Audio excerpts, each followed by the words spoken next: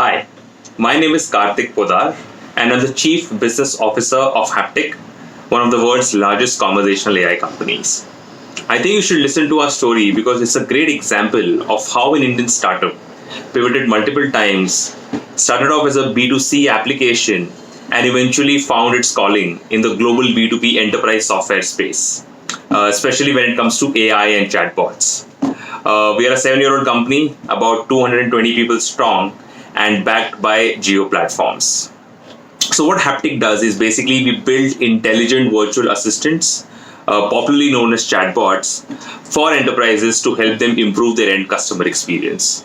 Our bots are extremely smart and intelligent because of the vast amount of domain-specific data that we've collected, and which is what we now deploy for our customers to help them either automate customer support or make their entire customer acquisition process better, eventually with the goal of helping them improve their end customer experience. Some of our customers include clients like Geo, Ola, Samsung, Zurich, KFC, and many more.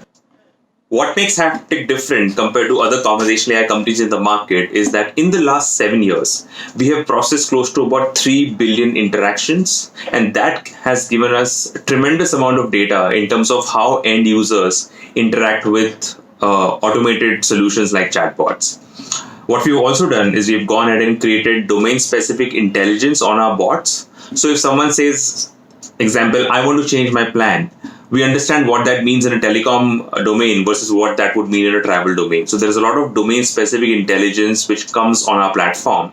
And then finally, working with large customers like Geo, Ola, StarHub, as well as the government of India, that scale is something which comes very naturally to us.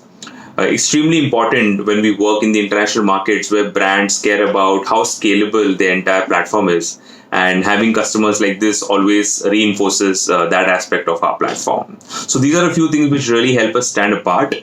And in terms of as we go expand our business, we are really looking to expand geographically. So our target markets now include India, US. We do have customers in the Southeast Asia region, and we're also exploring Africa at this point in time. And in terms of verticals, basically because we focus on improving the end customer experience, financial services, insurance, telecom, retail and e-commerce are the core verticals on which Haptik is focused. As we kind of build and grow the business, I think where we want to take this is eventually wherever we want to completely own the entire space of customer experience. Wherever end customers are interacting with enterprises, we want to be the technology that powers that entire experience, which is why we are investing a lot on voice capabilities, a lot on the language capabilities, and we've just set up a AI research team in Bangalore, which is working on next level of cutting edge technologies like machine comprehension, natural language generation, and which is all with the aim of bringing new solutions and new technologies to our customers to help them improve their end customer experience.